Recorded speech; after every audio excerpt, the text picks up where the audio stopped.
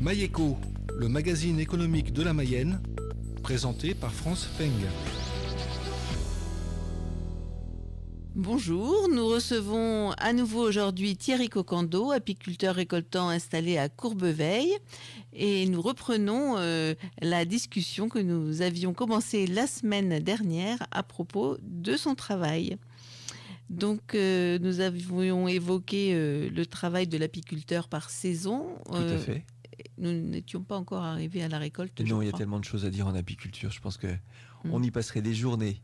Effectivement, donc l'hiver, en fait, l'abeille ne produit pas. Donc là, on les bichonne pour qu'elle passe l'hiver le plus tranquillement possible et le plus sereinement possible. Et puis, en fait, le démarrage de la colonie va se faire avec l'allongement du soleil. Donc là, courant janvier-février, les journées rallongent. Et bien, la longueur de travail va commencer à se prolonger aussi également pour les abeilles. Et donc, la reine va commencer à repondre puisqu'elle a eu un arrêt de ponte cet hiver. Et elle va procréer pour pouvoir amener de nouveaux individus sur les nouvelles floraisons qui vont arriver. Donc, les premières floraisons, nous, en Mayenne, ça va être le pissenlit, l'aubépine, le colza pour les céréales agricoles, hein. Et donc en fait ça va être la première le premier volume nectarifère et protéinique pour le renaimage de ces colonies-là. Vous travaillez de façon traditionnelle. Qu'est-ce que cela veut dire concrètement par rapport à des personnes qui ne travailleraient pas de façon traditionnelle ? Je vais avoir du mal à vous répondre parce que traditionnel, pour moi, on met beaucoup de choses derrière traditionnel.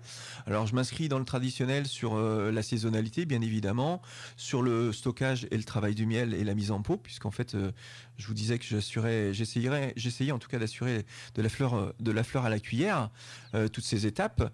Traditionnel, c'est évidemment un bon stockage, enfin déjà une bonne récolte, un bon stockage et un bon travail du miel pour que les consommateurs puissent s'y retrouver au niveau de la dégustation dans le pot. Voilà, donc c'est-à-dire ne pas brutaliser un miel quand on le retravaille, les courbes de température, l'humidité, voilà, toutes ces choses qui me semblent traditionnelles et à respecter en tout cas, parce que on est sur un travail du miel qui est un produit noble, un produit donc brut, hein, qui n'est pas retravaillé, qui est travaillé par les abeilles mais qui n'est pas retravaillé par l'apiculteur. Donc derrière, évidemment, partant de ce principe-là, il faut être le plus rigoureux possible pour que la dégustation se passe dans les meilleures conditions. Pour le plaisir de celui qui va le déguster. Une question peut-être naïve, comment sélectionnez-vous les emplacements des ruches ? Alors avant tout, comme je suis tout seul, il faut répartir le temps de travail. Donc je vais j'allais dire échelonner mon travail en échelonnant les abeilles, j'allais dire du nord au sud. C'est-à-dire qu'en fait, on s'aperçoit quand les abeilles du nord vont commencer plus tardivement à travailler que celles du sud. Donc je commence toujours par le sud et je remonte vers le nord. Donc ça c'est le cas des emplacements. J'allais dire je commence toujours par le sud Mayenne et puis je vais remonter vers le nord Laval plutôt que le nord Mayenne parce que ça fait déjà des kilomètres. Et j'installe toujours mes abeilles en partenariat avec des agriculteurs essentiellement et sur des exploitations agricoles qui ont conscience de l'intérêt des pollinisateurs sur leur exploitation. C'est-à-dire que derrière, un agriculteur qui a juste un sens productif au sens strict du terme, ça ne m'intéresse pas. Ça ne va pas fonctionner. Non, ça ne m'intéresse pas. Il faut que ce soit un vrai partenariat. À minima, quelque chose de raisonné. Voilà. Et puis surtout qu'il ait compris l'intérêt du pollinisateur dans son système. Lorsqu'il nous arrive, nous, de voir des ruches, il y en a toujours plusieurs, les unes à côté des autres. Alors, il se justifie par une première observation, c'est est-ce que l'environnement va pouvoir fournir assez de nourriture aux colonies que j'installe sur place ? Voilà, ce qu'on appelle la matrice du rucher sur l'environnement. Tout simplement, on essaye. C'est-à-dire que dès que j'ai un endroit, jamais je vais mettre 15-20 ruches sur un endroit. J'y vais progressivement, une première année, une deuxième année. Et au bout de 3 ans, on sait à peu près si le rucher va se maintenir, donc s'il y a assez de nourriture, si la dangerosité de l'environnement n'est pas trop accrue pour que les abeilles ne puissent pas subsister, tout simplement. Voilà comment je fais. C'est avant tout la nature qui est mon allié, donc derrière, il faut faire avec. Et faut-il nourrir les abeilles en plus de ce qu'elles vont chercher dans la nature ? Alors, c'est la question, faut-il ? Non.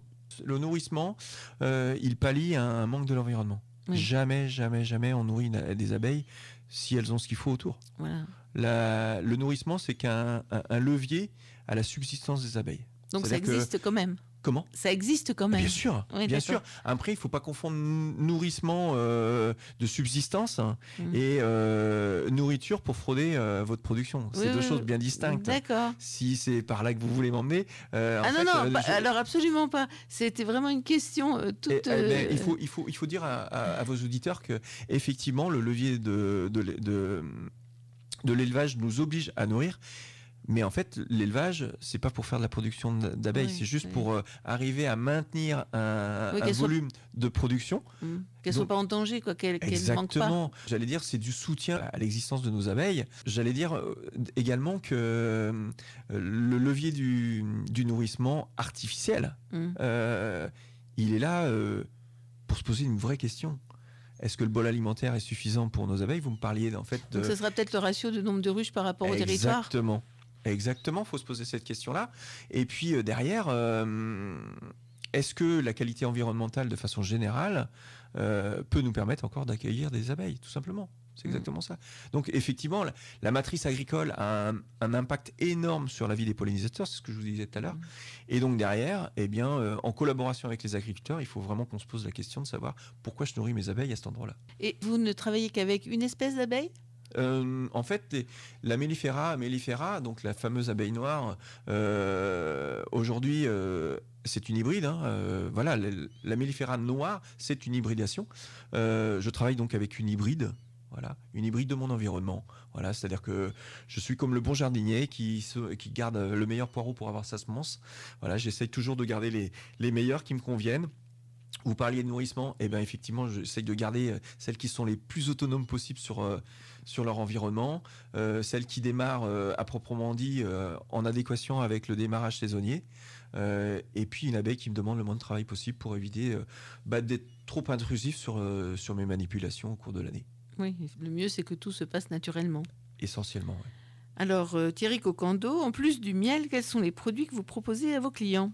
Alors, déjà toute la gamme de miel, donc on doit être sur 4-5 miels, donc le printemps, l'été, le tout de fleurs en fait que je fais en assemblant le printemps et l'été, puisqu'autrefois on ne faisait qu'une seule récolte en Mayenne.